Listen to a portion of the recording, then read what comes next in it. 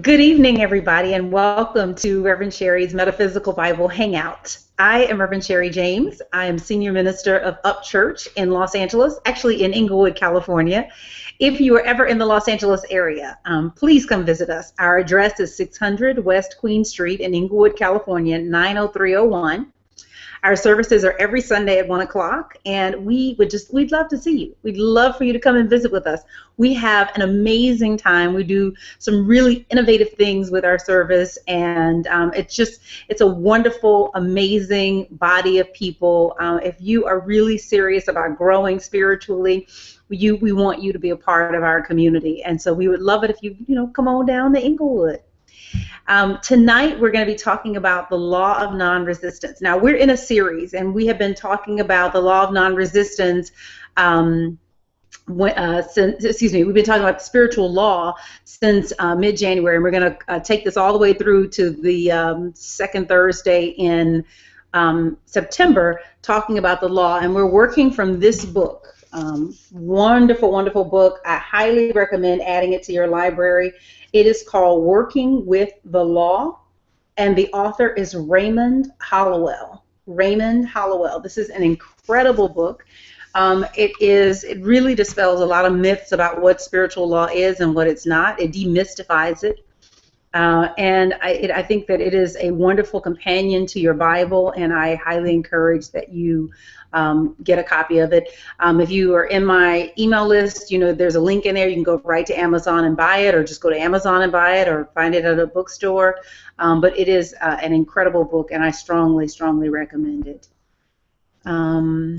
Okay, so our outline for tonight. So I got a couple of announcements, and then we'll get to opening prayer. We're going to talk about the law in action, and we're going to look at just kind of what is the law. And I touch this part every week. It's the same slide. You guys know it already. Then I share with you some real-world examples of applying the law. The law that we're talking about tonight will be real-world examples of applying the law of non-resistance. We'll look at what is the law of non-resistance, and we'll talk about the key to it, which is, and then we'll talk about be like water, how to be like water. And then we're going to look at how to work the law of non-resistance, and we're going to talk about 5 ways to make you and your company irresistible to clients. Now, I focus this series on entrepreneurs, but everything that I say to you is applicable to anybody. Spiritual law, I focused it on businesses for this series because our businesses are spiritual entities. I happen to be a pastor, and I happen to have an online ministry, so this is kind of like literally on the nose of spiritually oriented business. But all of our businesses are spiritual entities because we live in a spiritual universe. So even something like Burger King is a spiritual enterprise. And people may not think of it that way, but it absolutely is that it relies on spiritual principles to operate. And if it doesn't cooperate with those spiritual principles, guess what? It goes out of business. Every Burger King franchise that is open doesn't stand. Right? They put all of the support systems around it, but if in some way it is not cooperating with the spiritual law of the universe, it will not survive. And the businesses that fail, the marriages that fail, the friendships that fail, the careers that fail, they fail because of non-compliance with spiritual law. And that may seem like a bold statement to make, but when you start to dig down and understand what spiritual law is and what it requires of you, then you understand why it is that some people get ahead and others seem to stay stuck in the same position that they're always in. So, and you can go back, this series, there are going to be 11 videos in this series, and we're at chapter, we're at chapter 8. So we've got 3 more classes or 3 more videos in this series, but it's an 11-part series, and so I highly encourage you to go back and look at the previous broadcast, because there may be some questions that you have that we've already answered, that we've already covered. Also, feel free, of course, to ask any questions tonight. Throughout the process, you are absolutely welcome to ask questions.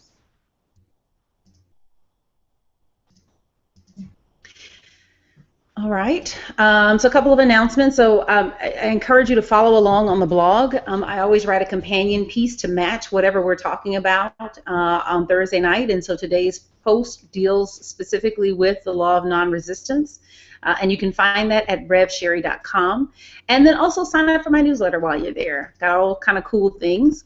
I've got a new private class coming up called Prosper, and I am so excited about this class. Now, I share a lot of stuff about my personal life, but I have gone through a process now of I had started getting ready to launch the class at the beginning of the summer, and then life happened, and I had some things that I had to take care of, and those things are now settled, and I'm so grateful, and just I'm in a really, really, really good space. But the whole summer has been given to getting my house in order. I mean that like my physical house, my emotional house, my financial house, all of that, every aspect of my life, really just getting it in order.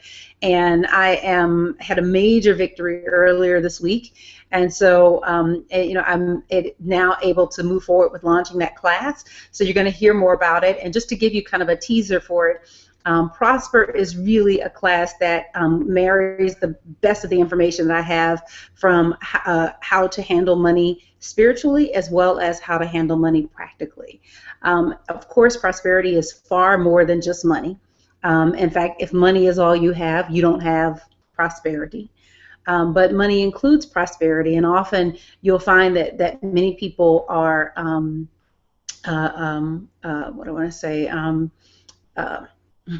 want prosperity but don't but can't have it because of one or more mental or emotional blocks. And so those are the things that we're going to kind of touch on, and then also looking at the practical aspects, because I find that in my spiritual community a lot of people get it right in terms of what to do with your money or how to respond to money spiritually, but miss the boat entirely in terms of practicality. And so this class is really going to address both of those issues. It's a weekly class. It'll be 7 weeks, and it'll give me an opportunity to work in depth with you. I'll have lots of guest speakers that are coming because I'm not a financial advisor. I'm a spiritual advisor. And so there are people that I trust that are, have spent years studying money and how money works and how to hold money. And I'm going to be inviting those voices in to share with you things that they've taught me personally as my advisors, and I'm passing that on to you as part of the class. All right, so we got a new platform, Webinar Jam. I want to encourage you that if you want to be in the loop on and make sure that you're signed up early for the Bible Hangout. You want to be a part of my newsletter. It used to be that I would send this out via Google Plus, but we moved to a platform that requires me to do it differently. So make sure that you are signed up for my newsletter so that you can get the link. The scriptures for this 11-part series are Proverbs 23:7. As a man thinks in his heart, so is he. And Romans 13:10, love does no wrong to a neighbor, therefore love is the fulfilling of the law. And I want to emphasize that because everything that I have been talking about for this entire series is how to love. So love fulfills the law. But when you say you love, what does that look like? And so everything that we've been talking about, all of these lessons, I've really designed them to be extremely practical. So, for example, when we talked about the law of increase, that praise is how you work the law of increase. And what you praise, you raise. So the way that you fulfill the law when you want to increase something is that you praise it. That's simply how it goes. And it's very, very simple. Instead, I've given you some examples in my own life and also real world examples of how praise has worked. And so understand that everything that we are studying in this 11-part series is how you love. Tonight we'll be talking about the law of non-resistance, which is making yourself irresistible to or attractive to whatever it is that you desire. And so when you say you want to do that, then there's a way that you show up. And so everything that we're talking about tonight is how you show up if you want to be irresistible to that which you want.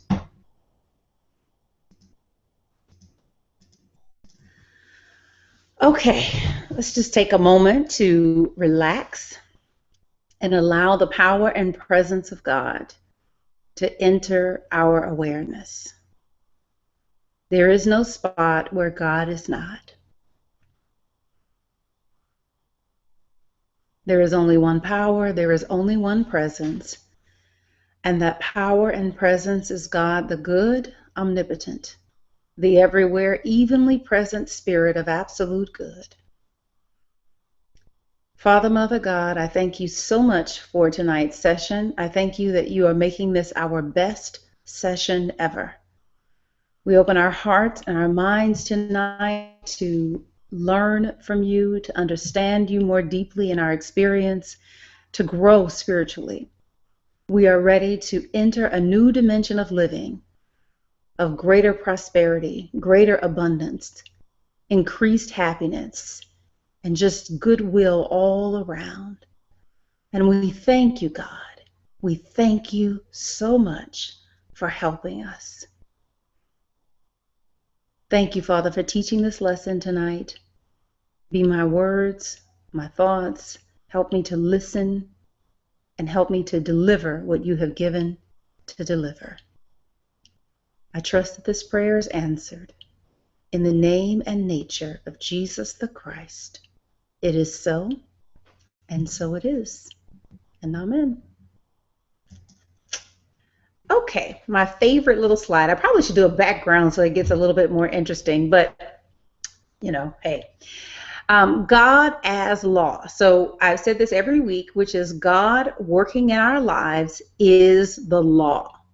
You can think of the term law, not law referring to man's law, like the law on the books of the state of California or the law on the books of the state of Illinois, but law in a global sense in terms of the invisible laws of the universe as the way that we experience God in our lives. So, for example, I just got back from Montego Bay, Jamaica, and I flew on a plane to get there. I didn't walk to get there or drive to get there or take a boat. I flew on a plane.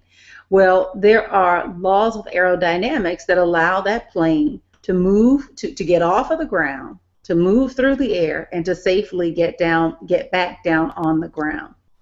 And it is through cooperating and manipulating the laws of, and I shouldn't say manipulate because that sounds bad, but that's not what I mean, but through cooperating with the law of aerodynamics, we were able to move literally from Los Angeles, California to Montego Bay, Jamaica, and back. So that process is how God shows up, one of the ways that God shows up in our life. But there's also a way that God shows up in our life is a law of growth. Everything in our life grows and expands outwardly. All of us began as a seed, I mean, literally a seed. And then we grew into what we term a fetus, and until we were a full-grown baby ready to be born. And then we were an infant and we grew into a toddler, and then from a toddler to a little girl or boy, and we continue to grow. But we experience God as the law of growth. Each of us is tethered to the planet. None of us is floating in the ether space. All of us are pretty much on lockdown as far as moving around this terrain, right? And so we experience God as the law of gravity. So these laws are immutable. And there are other laws as well, the law of attraction, the law of increase. Tonight we're going to talk about the law of non-resistance. Next week we're going to talk about the law of forgiveness. And it is how we experience God in our lives. So how do we experience God as the irresistible force that draws to us that which we want? That is the law of non-resistance. How do we experience God as increasing the good that we have in our life? That is the law of increase. So all of these spiritual laws are immutable, they are unchangeable, they are unfailing, and they are trustworthy. And so when we speak about God as unchanging, this is that aspect of God that is unchanging. These laws you can depend on. You can stand on them. And your work as a spiritual being is to learn to cooperate with the law, to learn to work with God as opposed to working against God. And we'll talk about that tonight, about how it is that it appears that we are not irresistible to the things that we want. How is it that we repel prosperity? How is it that we repel love, or we repel clients? Or, how is it that our doors are not wide open, or what we are doing is effectively barring our prosperity from finding its way into our lives and into expression in our lives? So the law, again, it's a term. It's a way to talk about God, and it's a way to talk about our actual physical experience with God. In the Bible, in the Hebrew scriptures, or what we sometimes call the Old Testament, whenever you see the term Jehovah, it is always referring to God as law. You can literally just write wherever you see the word Jehovah, you can literally write the word law, and it is how the people are experiencing God in their everyday lives. It's how the Lord is showing up. Also, Lord, anywhere you see the word Lord in the Bible, it is synonymous metaphysically with the law. So wherever it says the Lord is my shepherd, the law is my shepherd. Praise ye the Lord, praise ye the law. Praise this physical way that I experience God. Praise this way that God shows up working daily in my life. So anywhere you see that, you can literally just make that substitution in your Bible, and it'll start to unlock some of that hidden meaning that the metaphysical interpretation always brings out. So a couple of real world examples. So the law of non-resistance, and I love this when I got to it in the book. Hold on. Of course, this book is written way before Amazon.com was created. But I'm looking for a page so I can tell you this specifically. So one of the things he talked about with the law of non-resistance is that it is showing up where you are cooperating with your success, and you are cooperating with what your customer needs. So one of the ways that I've always talked about non-resistance, and the way we've always, or at least I think, have always thought about it, is as being the Martin Luther King or Gandhi, that they were non-resistant. So they were non-violent is the word, but they practiced the principles of non-resistance in order to bring down the government that was against them in both cases. And even when you saw the resistance in Greece, they made comic books of the Martin Luther King, I want to say the March on Washington, but the Martin Luther King's speech, and circulated those things among their people, so that it was a non-violent toppling of a resistance to the government as it stood at that point. That's how I always thought of non-resistance. But non-resistance is so much bigger than that. It's so much bigger than how you. That's one way to deal with an adversary. But what he talks about on page 123, he says, the master's doctrine, referring to Jesus, that ye resist not evil, seems a paradox to some of us. It seems contrary to the natural reactions of a body, for when we meet with opposition, it seems natural to steal our energies, collect our wits, and use whatever means we have to outwit and break down the opposition. Yet, as contrary as it may seem in one sense, when it pertains to the more serious things in life, we are unconsciously using the law in the trivial and material things, and there are so many other names given to this law that we may not recognize it always as the primal law of non-resistance. So that I thought was huge. That I thought was amazing, because what it says is that there are ways that we're using the law of non-resistance that we don't even think about. That it's just what we do. Now, we have a difficulty using it when somebody steps on our feelings or insults us or whatever, right? It's hard to say, wait, I'm gonna be non-resistant here. I'm not gonna get into an argument with this person, right? But the truth is that the law of non-resistance, it works in so many other ways than simply not getting into an argument with somebody.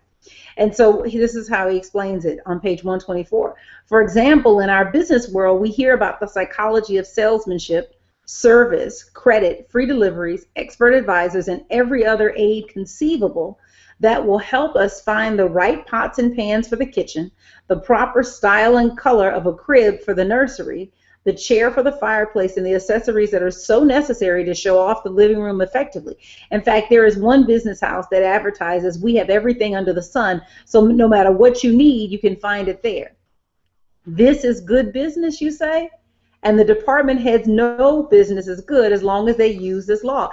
And of course, that made me think of Amazon.com, because you can find in fact, I go online. If I see something in the store, I immediately go online and look to see, does Amazon sell this?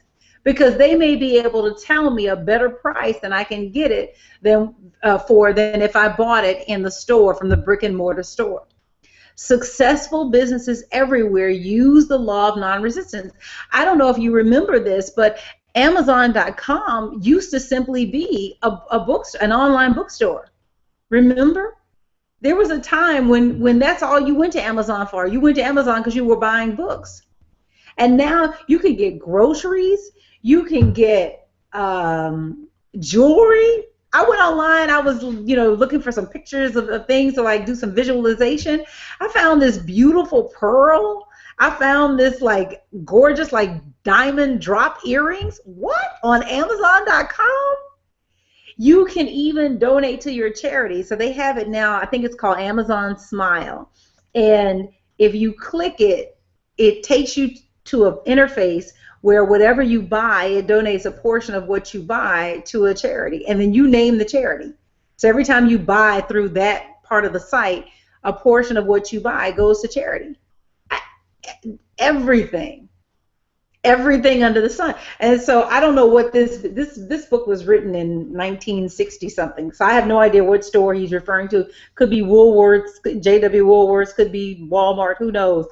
But today, this is applicable to Amazon.com, because that's what they're learning. It's like, I want to make it convenient for you so you don't have to go anywhere else. And that's what that law of non-resistance is. It's where you become the best solution for whomever you're serving, right? Amazon realized that our people don't just read, they also need food, they also need housewares, they also need personal care items. They also need clothes. You buy clothes, you buy shoes, you can get everything at Amazon. Literally everything. Everything. I don't have to stress that any.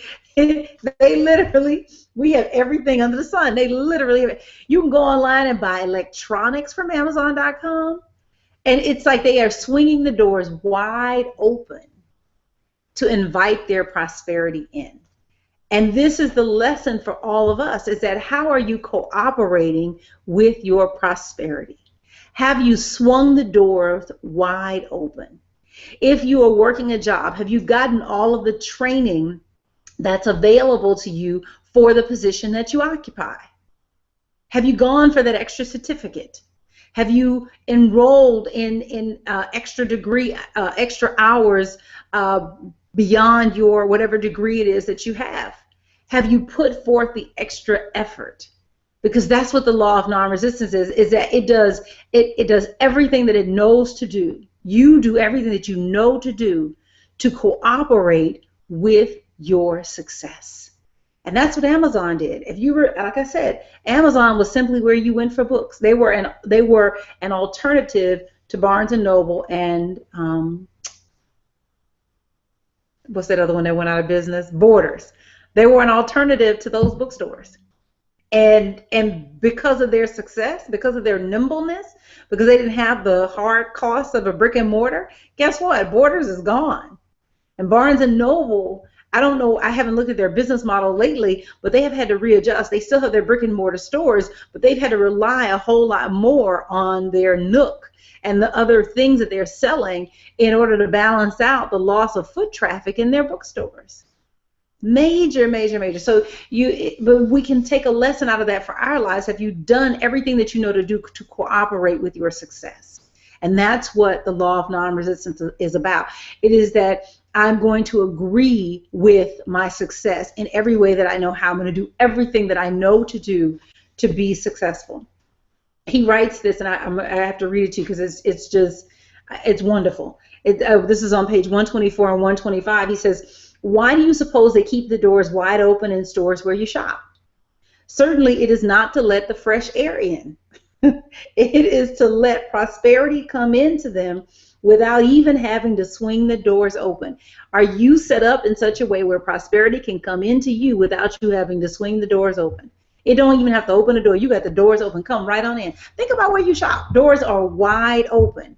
In fact, most stores have those automatic doors, right? You come right up under the thing and the door just opens for you. It's like I don't even want you to have any resistance to coming in here and potentially spending some money.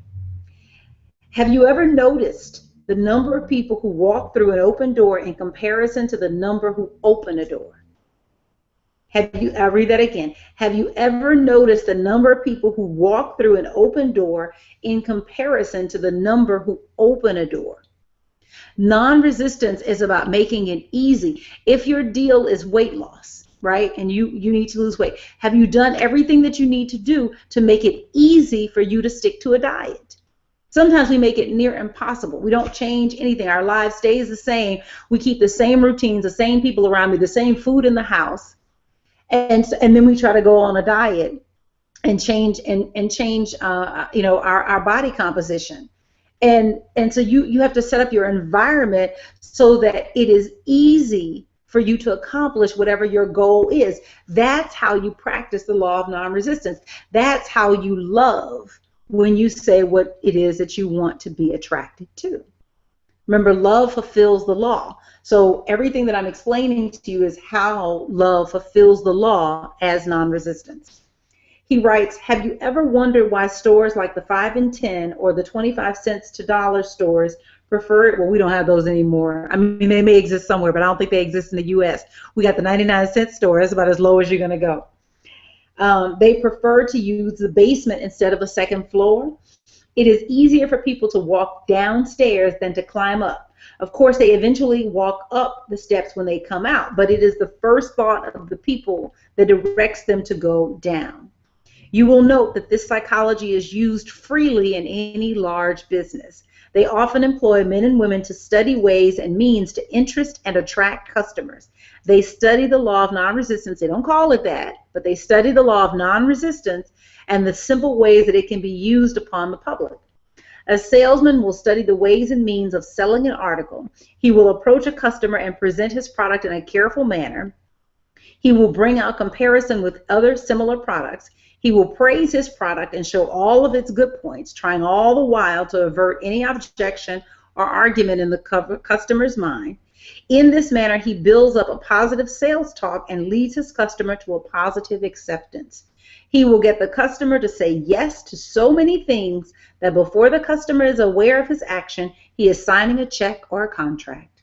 The whole of salesmanship is built on the law of non-resistance. Successful businesses everywhere are using it. Department stores are the outgrowth of its use. When our grandparents went shopping with their baskets, there were many shops they visited before they finished. Today, we can use the phone, the internet, we didn't have that at that time, and order our list of supplies very likely from one store, Amazon.com. Mail order houses are dependent upon this method, or Amazon is. It is in this way that they make it easy for prosperity to come to them. I read that, I said, this is powerful because this applies to everything that we're doing, whether you own a business or not. Have you made it easy for prosperity to come to you? Have you done all that you know to do to invite prosperity in, to make yourself just magnetic for your good? Marvin said, one-click shopping on Amazon is dangerous. I know that's right. That is the truth. That one click will get you, but that's it. That's it. Alita says, right, antivirus, probably Sears. Marvin said, I refused to test drive a car one time because I knew it was a hook. It is. Okay, so I told this story earlier in the series, but there's a dealership out in Thousand Oaks, California. This was at the height of the Great Recession, or right when it was getting ready to start, and people weren't buying cars. No, it was the Iraq War. Excuse me. This is a story I got from Jack Canfield. It was the Iraq War, and so people were not buying cars, and it felt wrong. And it was also the recession, the dot-com bubble. There's a whole lot of stuff happening. And this dealership was looking and saying, okay, we got to get people to buy cars, and the old method of putting ads in the paper is not cutting it. So what they figured out, and they tried different things, but what took was that they figured out where their customer was. They were at the polo grounds, they were at the country clubs, they were at the different gatherings and things like that. So what they did is they would take a fleet of cars out to the events where their customer was, and they would let them test drive it. They ended up selling more cars doing that than they did waiting for folks to come into the dealership. So it's that cooperation. You got to cooperate, and Amazon is study Amazon. It is an excellent way that they really cooperate with their success. This next couple, they're good friends of mine, and I love them, and I love their work ethic. They're so inspiring to me. Reggie and Gina Bythewood, you guys know them. They're both writers, directors, producers. They've done tons of movies. This is just a sampling of what they've done. Love and Basketball, Beyond the Lights, Biker Boys, Notorious. So I'll tell you one story. So this was in summer 2002, and I was their production secretary for the movie Biker Boys. And who were we with first? I think we were set up at Fox. We were set up at Fox Studios. And Fox, we had opened the production offices. We were spending money. All of us were on salary, and Fox decided that they were going to put the movie in turnaround, which meant that the job that I'd had for 2 weeks was going to kind of go through the roof, to the toilet. It was like, what? Well, what was awesome was just, and this is characteristic of Reggie and Gina, I've come to understand, is that what they did, they literally got us to, first of all, they took their own money, meaning money that they had saved from like jobs that they had worked, writing gigs and things like that, and they covered our payroll, I think for a week or possibly 2 weeks, but they covered our payroll with their own personal money. And then we literally as a team, because we were no longer prepping for a movie because we had been put into turnaround by the studio. And we literally worked together as a team, staying there till like 2 a.m. in the night and working on a presentation. And we put together literally picture books of all the actors that we had cast for the film, and basically we laid out what a direction for the film was going to be, and what Reggie was directing this one, what Reggie wanted to accomplish as the director of the film. And then literally he and Gina and Stephanie Elaine, who's she's Stephanie Elaine Bray now, she remarried, went around to all of the studios pitching this project. Literally, our jobs are hanging in the balance, pitching this project. And there was just, what I have learned from watching them and from getting an opportunity to work with them is that they have this dogged persistence where obstacles mean nothing. It's just whatever. And this dogged persistence, and in the end, DreamWorks said yes and came up with the money, and we were able to stay working. But I watch how they cooperate with their success, and there's a reason that they were able to get the movies made that they were able to get made. Beyond the Lights, they told Gina no so many different times, and I've forgotten how many no's she heard before she was able to get the green light for the film. But there is just this passion and this commitment and this, it's like they're indefatigable. You simply can't break them. And that's the law of non-resistance. It is that no matter what obstacle you put in my face, it means nothing to me, because my end goal is so far superior to your so-called obstacle that I'm gonna get it done anyway. They wanted her to make one of the leads white, African American cast. For Beyond the Lights, just lots of different things that they wanted her to do for the film that she just said, no, I'm standing on my vision for the film. And the film is out there now.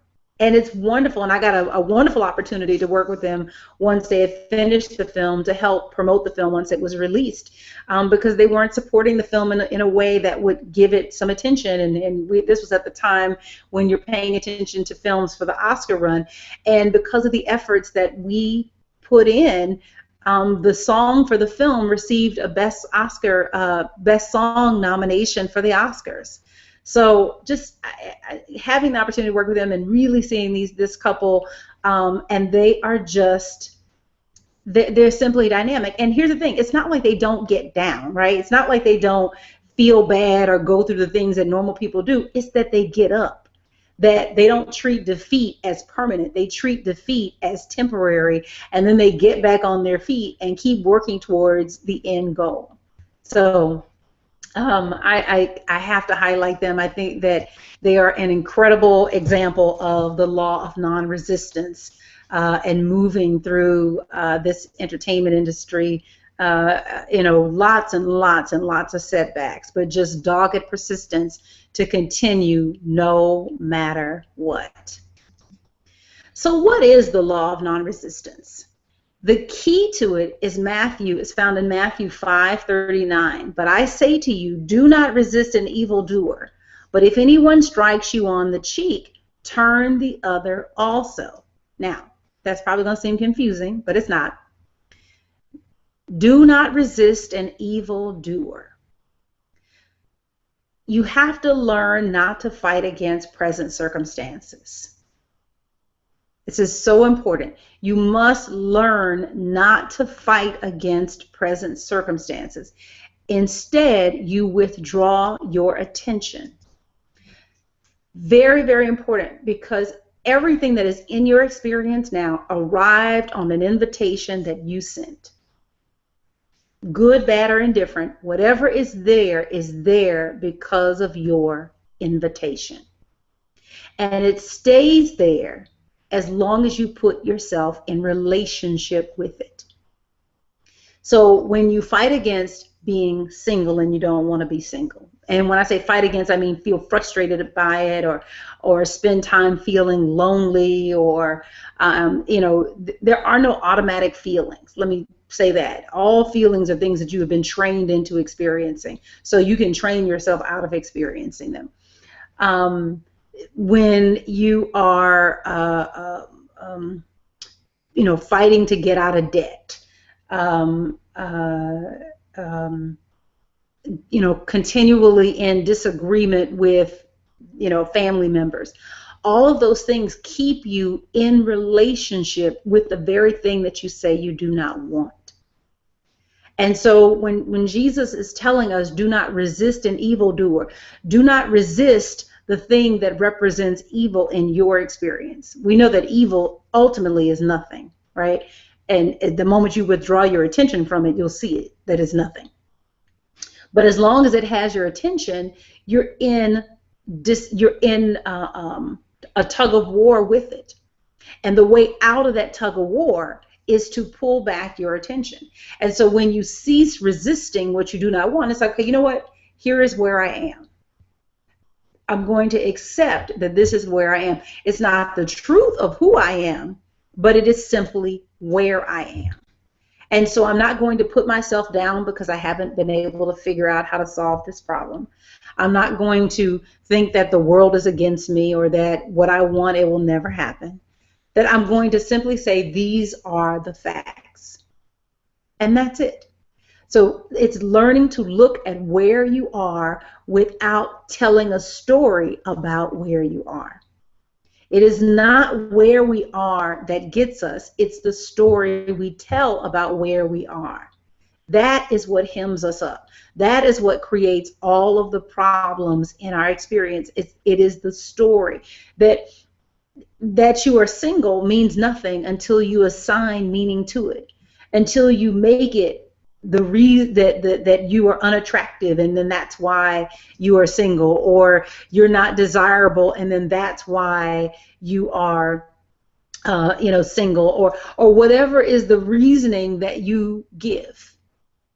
It does not mean anything until you begin to tell yourself a story about it. And the challenge with the stories that we tell about where we are or what we're going through is that we believe them. They don't have to have any validity at all.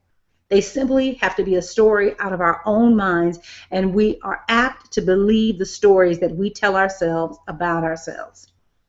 And part of being in a spiritual community, and one of the values of a spiritual community or working with a spiritual mentor, is that you have someone who can help wake you up from your story.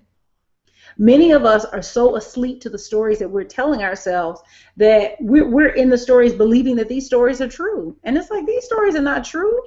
They're just what I'm telling myself. And so you want to wake up and begin to tell yourself the true story. Well, what is the true story? Well, the true story is Genesis 1:26. Let us make humankind in our image and after our likeness. What is the true story? The true story is, who is man that you are mindful of him, that you have made him a little lower than angels? What is the true story? The true story is that the Father and I are one. The true story is, great things have I done, greater things shall you do. And part of the reason that you study Scripture is because you want to study the true story. You've been studying the story that says that you're broke down and a wretch and can't get nothing done and feel bad about yourself and nobody wants you and I'll never be able to make this work and this will take forever and when is it going to be my turn? And it's like, stop studying that story. That story is not getting you anywhere. In fact, it's keeping you where you are. If you want a new story, go find the right scriptures to study that are going to tell the truth about who you are. And it is in this way that you cooperate with the law of non-resistance, that you begin to tell a story that agrees with the true story of who you are as a divine being. As long as you tell the wrong story about who you are essentially working against the law of God. No other way around that. Thought I had one more.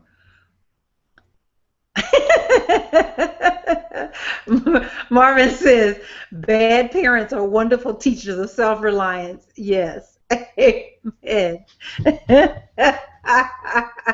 Yes.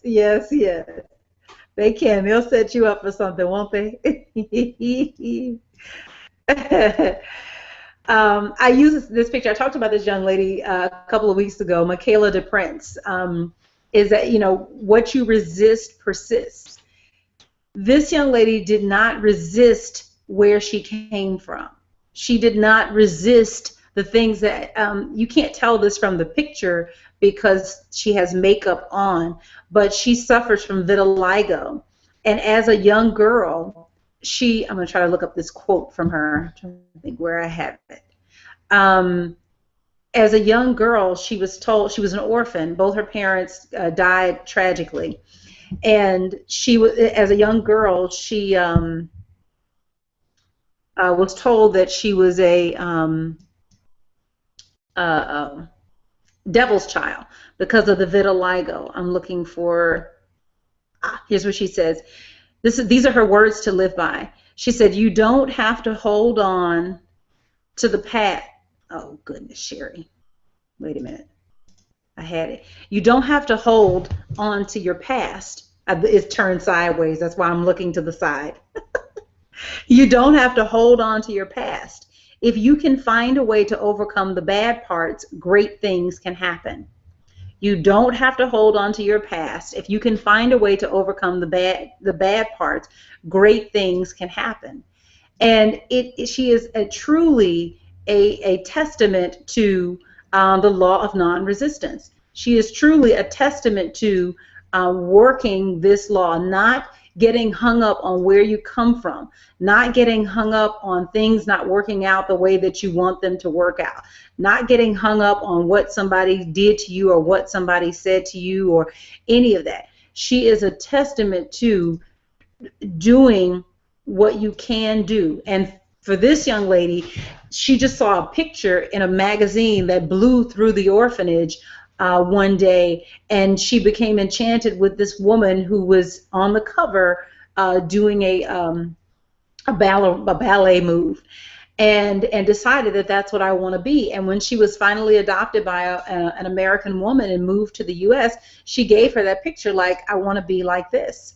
And the thing is that the law does not require us to work over or against the things that we do not want, but it does require us to work with and for that which we do want. So I have to say that again and again, like you don't have to work against what you don't want. So you don't have to work against being poor, right? So let's say that what you are interested in is in wealth. You want to make sure that you retire well. So you don't work to not go back to poverty. You don't work to get out of debt. That's not what you do. You work for prosperity. Because when you work to not get out of debt, one, you put yourself in relationship with the debt, but it also means that you stay in relationship to the debt. Because in order for your work to happen, you got to have debt to be getting out of. And so you never get out of it because you're always working to get out of it. It's part of your equation that you've set up. So you always work for what you want. And so the reason you let go of, quote unquote, the bad things that have happened to you is that you're never meant to work over and against them. It's not like, oh, I've got to overcome these habits that my parents taught me. I've got to overcome these things. No. You work for beauty. You work and when I say for and with, meaning if what you want to do is beautify yourself, you work for and with beauty. If what you want is greater prosperity, you work for and with prosperity, but you don't work to get out of debt. So the law of non-resistance is all about working in a way that does not create friction, where you are essentially moving fluidly through your universe. What it asks you to do is to be like water. And I'm going to read this part for you from page 128, and I think it's powerful. He writes on page 128, water is very powerful, yet it is a perfect non-resistant element. We can see where it has worn away the hardest rock. We have seen it sweep everything before its torrential outbursts.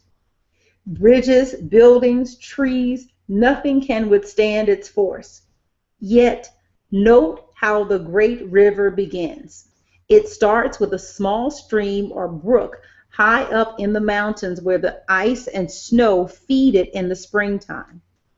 Note also that it is a very crooked little stream, nothing like the great river it finally flows into.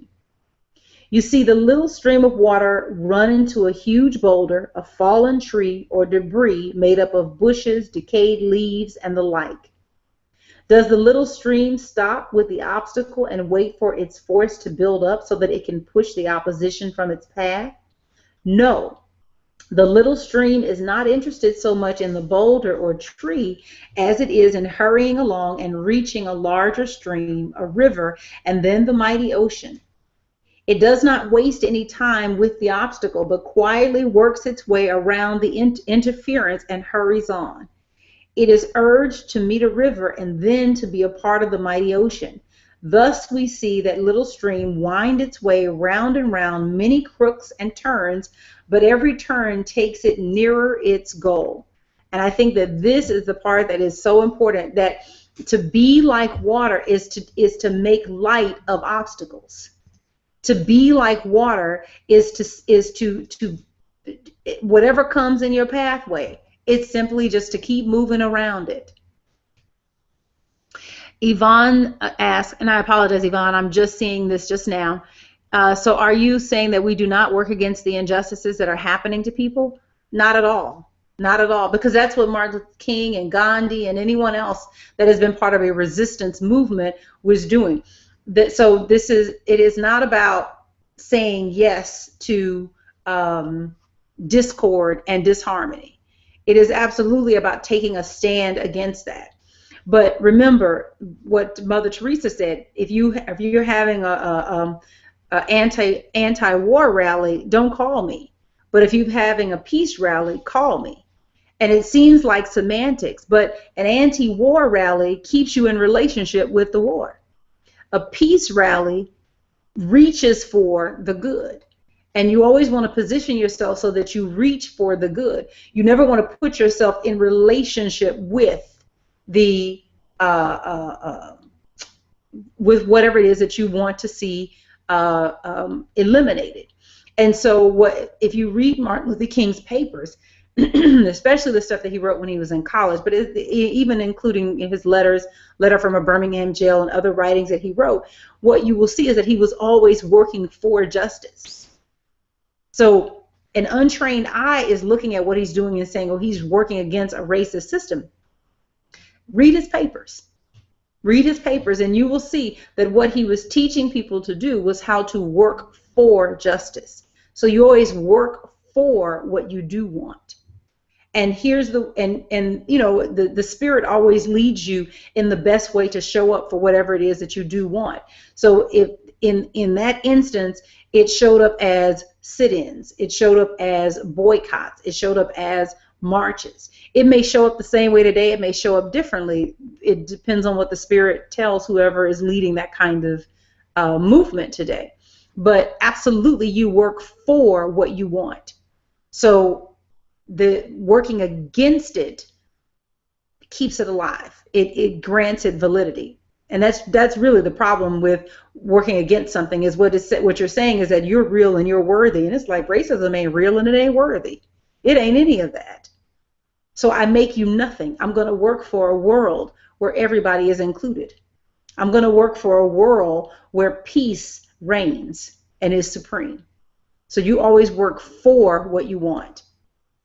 I just saw that question, Yvonne, so hopefully that took care of it. Okay, so I'm reading Marvin's comment. Peter Marshall said, we need to see what is even as we see what could be. Yes. But the seeing what is seeing it without judgment. It's seeing it without beginning to tell a story about it. Just to see the facts. And then to look beyond the facts and see possibility. Something else he says on page 129 about this.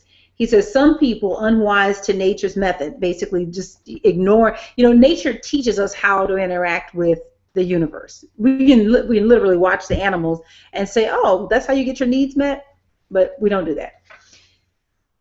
When people meet an obstacle, they stop their progress to collect their forces and they put up a fight to remove it. This resistance they set up causes friction. Friction causes an irritation and an inflammation. For this reason, many people's lives are hard and exacting. The waste of human energy is appalling. People in every walk of life are breaking down and wearing out like obsolete machinery. Remember, it is not the movement of a machine that wears it beyond use and service. It is friction. Friction is opposition and resistance. That what wears you out are all the things that you are fighting. What takes you down are all the things that you are pushing against. So you're fighting not to be poor. You're fighting to be heard on the job. You're fighting to keep your relationship alive. It's like, no. Work for and with what you want. You want prosperity? Work for and with it. And then follow the example of Amazon.com and do all that you know to do to swing the doors wide open for prosperity in whatever area you're looking for prosperity to show up in. So 5 ways to work the law of non-resistance. The first way is to do your best. Give the best you can every chance you get. And Matthew 7:2 says, the measure you give will be the measure you get. I love that. However you give it out is how it's showing back up. However you gave it out is how it has shown up. A young man wishing to meet that certain young lady will try every means to gain an introduction. He will put his best foot forward, act his best, make the most pleasing impression. And you say, why all this extra effort? Because he wants to make it easy for her to like him and wish to know him better. He is trying to sell her the idea that he is her best choice for a companion and a friend.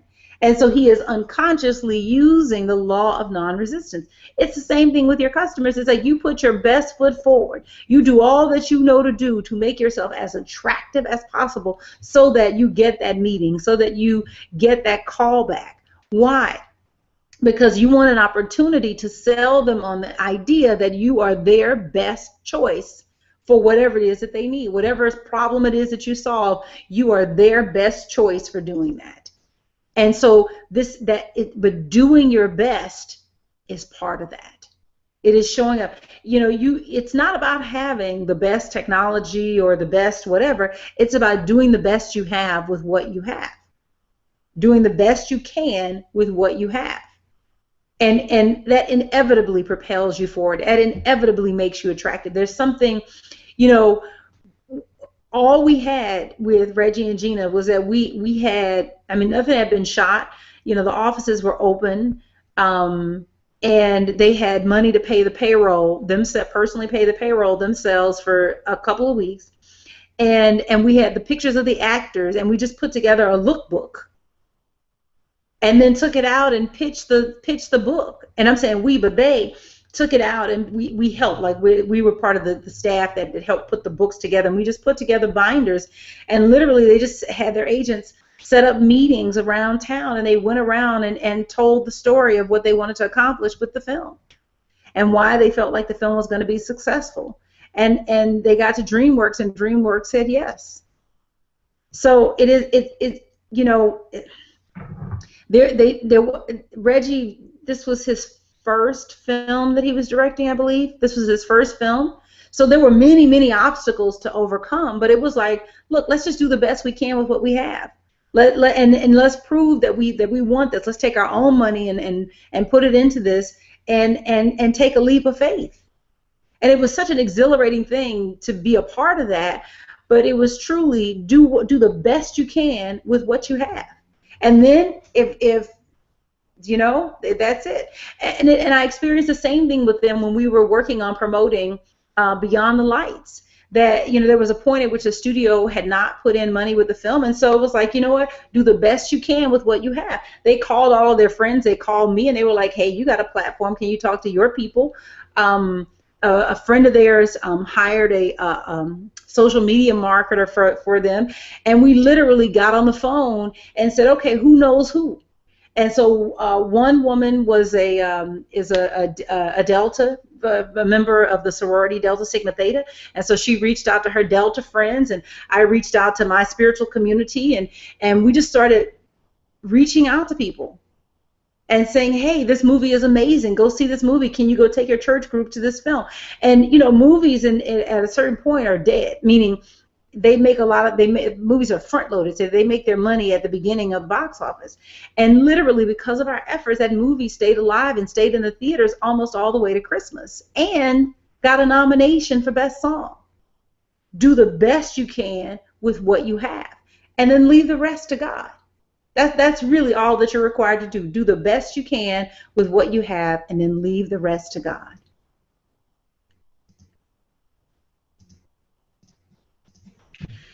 Always speak positively. In every Bible Hangout, I think at some point I'd come back to talking about the words that you speak. Your words invite or repel prosperity. There are no neutral words.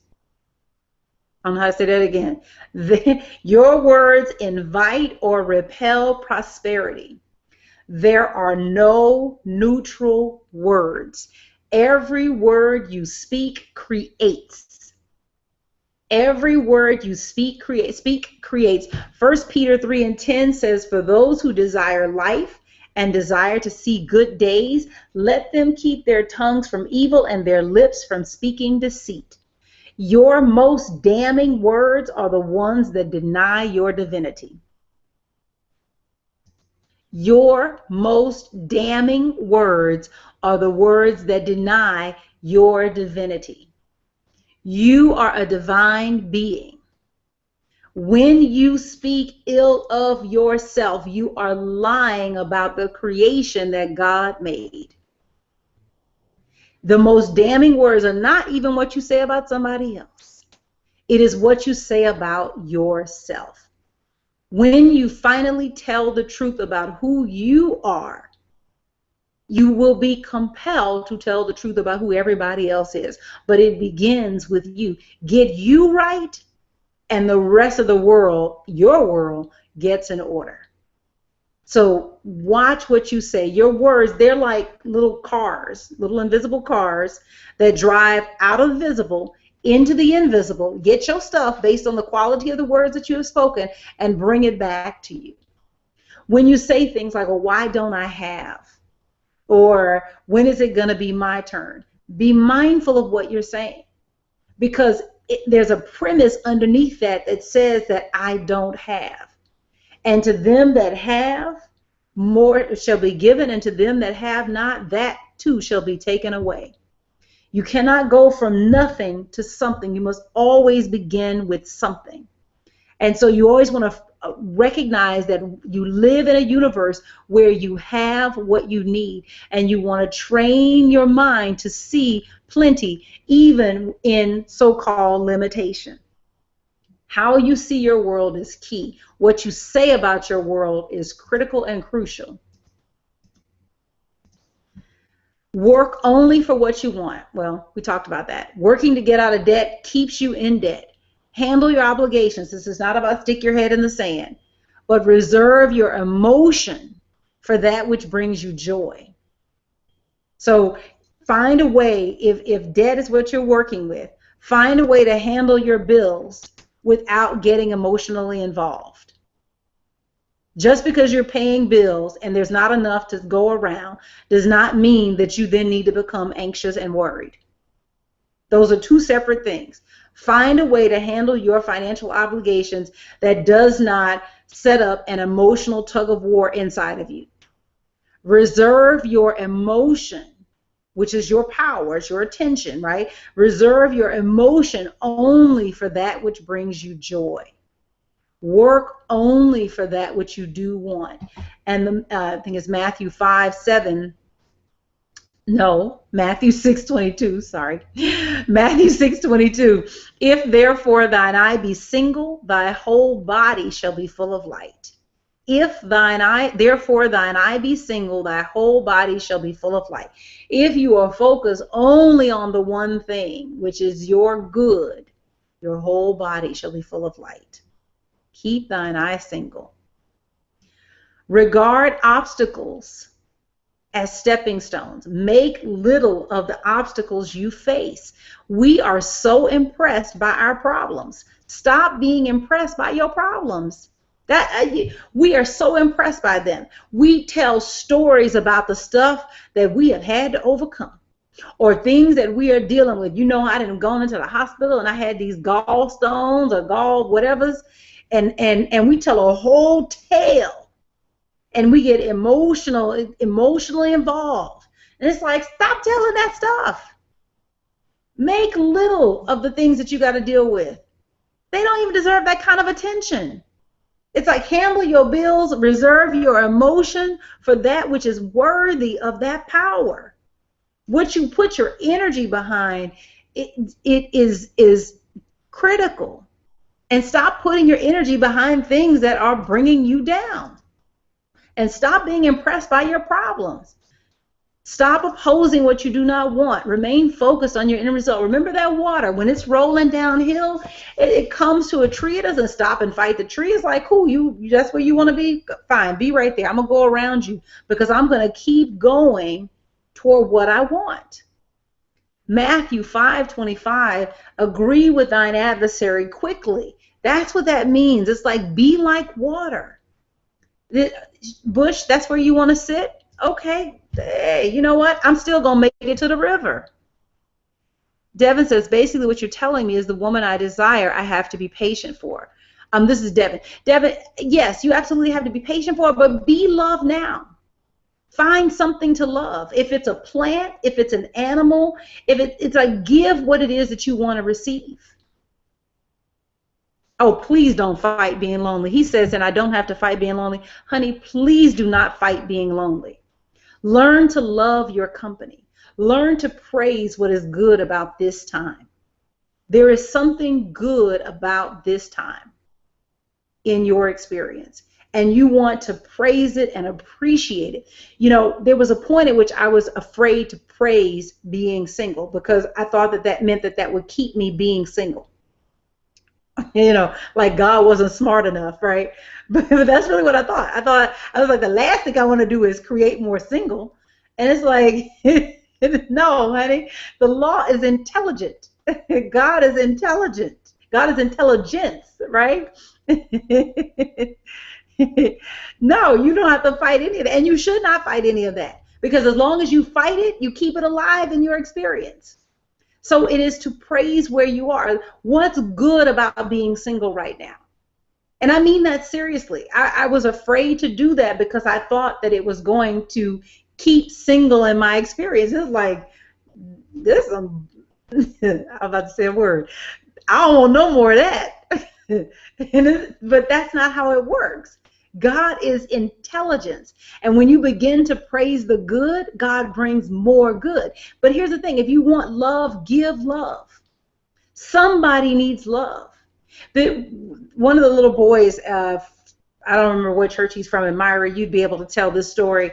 But our children, as part of the conference, went to visit a hospice or a nursing home, but they went to visit a place where people go and, I think they're elderly. So I don't remember the name of it or any of that. But this little boy told the story of going there, and there was a man whose room they walked into who said that, basically nobody comes to visit me, and so he was there alone. And the little boy says to him, well, guess what? We can be your family now. And it's that somebody needs love. Go be love. Because wherever you go and just become love, then you become an attractive force. But as long as you are sitting and focusing on what you do not have, you are repelling the very thing you say you want. So go be love in action. Go do all that you know to do to love. If it is, what's the most loving thing that you can do? Is there a neighbor that you can help? Is there a friend? Because love is so much bigger than just personal love, right? So you want to break out of that shell of thinking that the only way that this love can come into my experience is that I meet the person and we connect and stuff. And it's like it can grow in so many different organic ways. You simply have to go and be love in action. The measure you give is the measure you shall receive.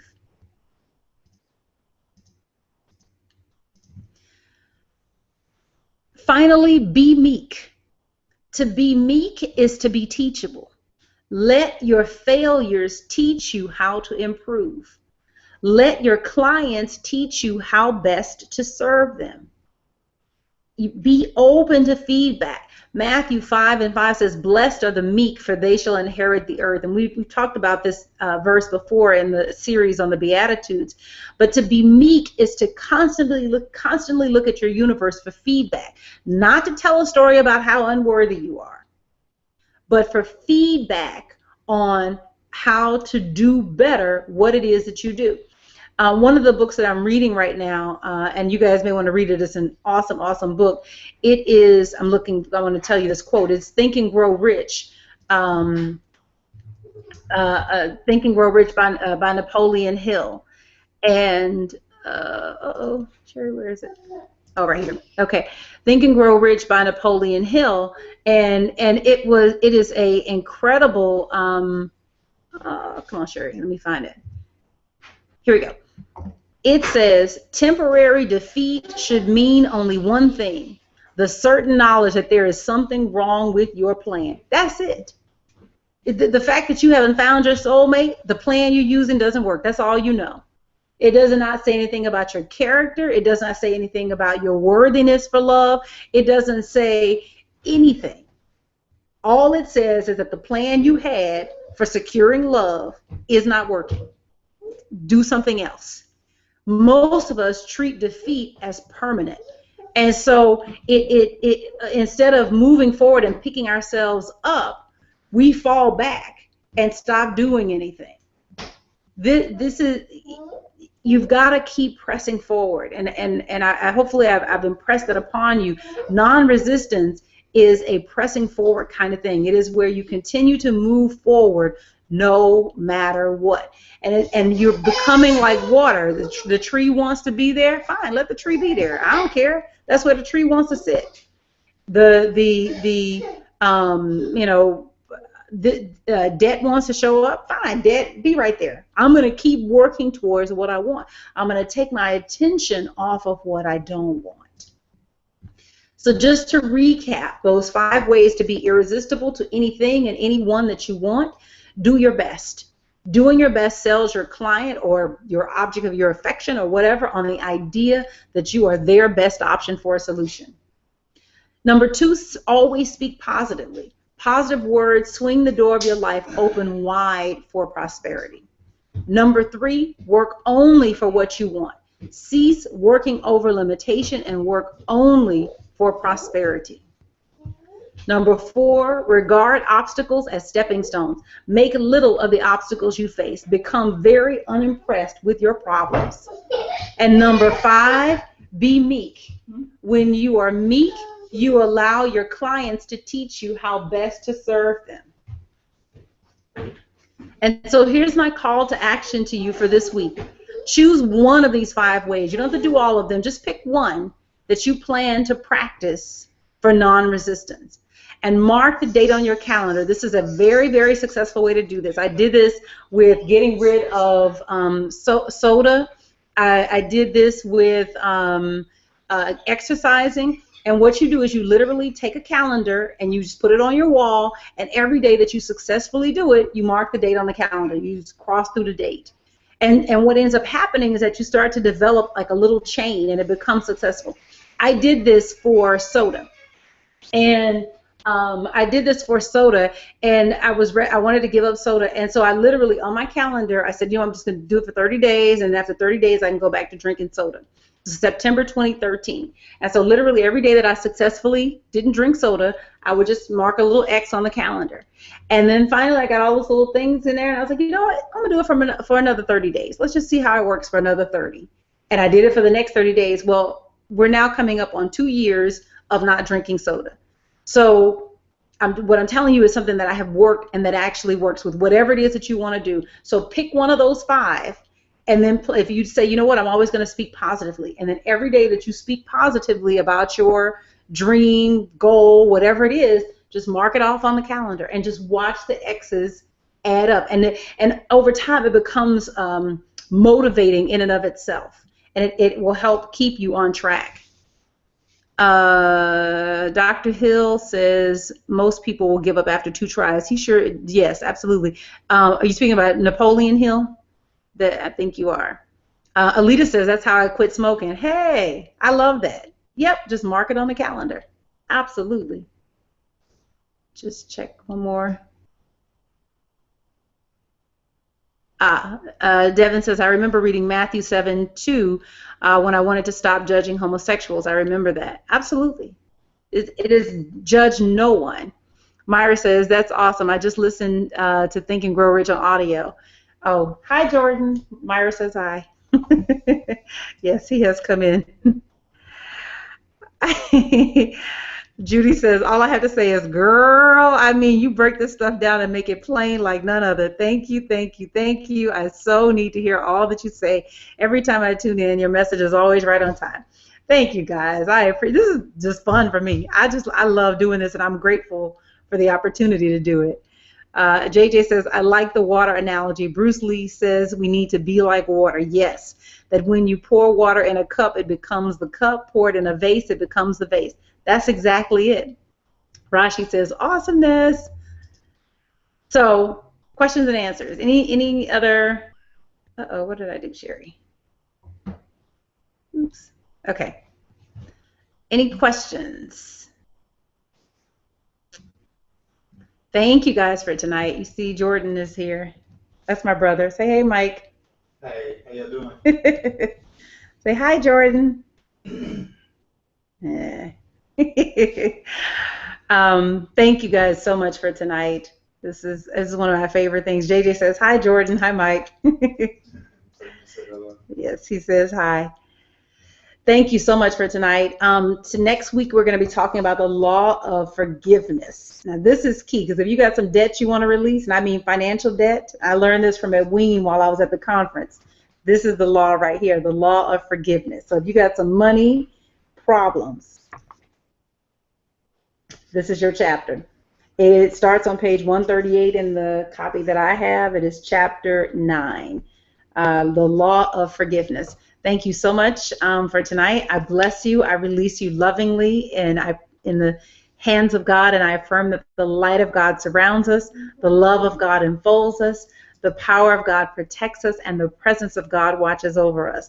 Wherever I am, God is, and so it is. Have an absolutely beautiful week, and I will see you guys next week. Take care.